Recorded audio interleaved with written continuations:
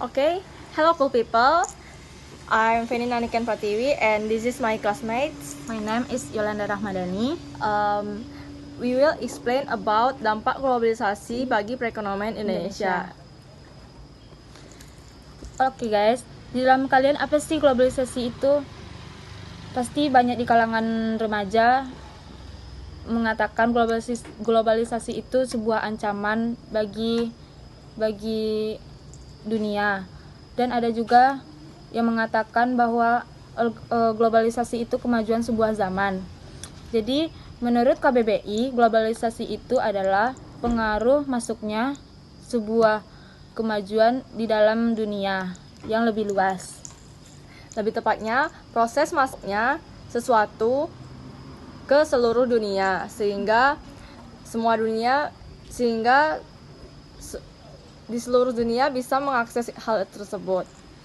Nah, globalisasi ini ada dampak positif dan negatifnya. Dampak-dampak apa saja itu? Ada 5 dampak globalisasi bagi perekonomian Indonesia. Yang pertama, globalisasi produksi.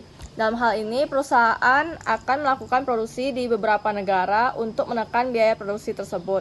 Kenapa? Karena mungkin di beberapa negara tersebut tarif upah buruhnya rendah, tarif biaya masuknya rendah, juga infrastrukturnya memadai sehingga iklimnya itu globalisasi.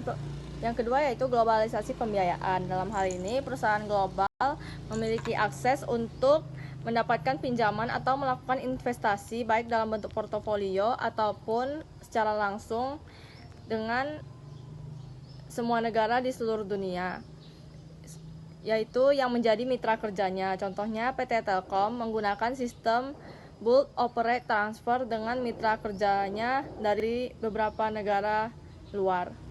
Yang ketiga yaitu globalisasi tenaga kerja. Ditandai dengan hadirnya tenaga kerja asing. Perusahaan boleh mempekerjakan tenaga asing dari berbagai belahan dunia sesuai dengan tingkat kemampuannya. Nah, di sini ada dampak positif dan negatifnya. Dampak positifnya, tenaga kerja kita menjadi lebih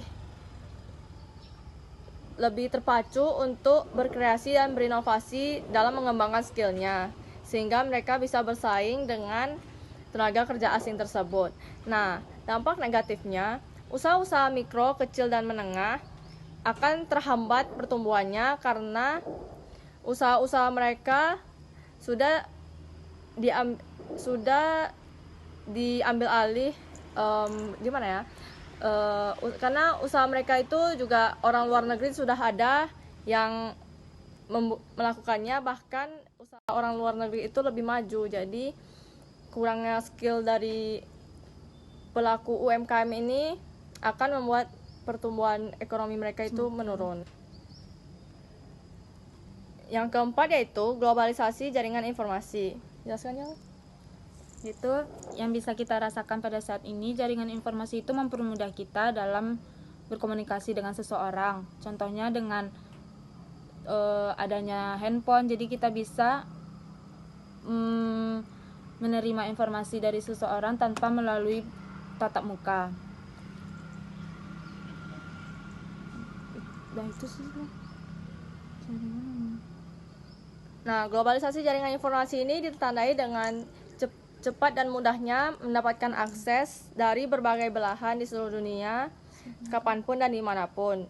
Seperti adanya internet, adanya media Sosial, informasi dan komunikasi seperti seperti handphone, televisi, media sosial, dan lain sebagainya. Nah, keuntungannya kita bisa memasarkan produksi-produksi kita ke secara online untuk mengakses pelanggan dari seluruh dunia. Contohnya seperti platform online shopping seperti Shopee, JD.ID, dan lain sebagainya. Nah, contoh terkenalnya itu merek-merek terkenal dari luar negeri seperti merek-merek terkenal dari luar negeri seperti Channel, Louis Vuitton barang-barang mereka bisa sampai ke Indonesia hanya melalui media online. Dan kemudian jika ada pembeli dari negara kita yang ingin membeli, kita tinggal pesan secara online dan akan ditransfer langsung ke Indonesia. Selanjutnya globalisasi perdagangan. Dengan adanya penyeragaman dan penurunan tarif serta penghapusan hambatan-hambatan non-tarif, dapat dikatakan sudah terjadi globalisasi di bidang perdagangan.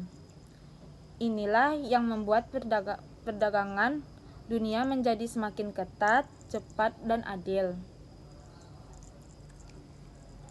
Nah, baik, sekian dari penjelasan kami tentang dampak globalisasi bagi perekonomian Indonesia. Saya Dian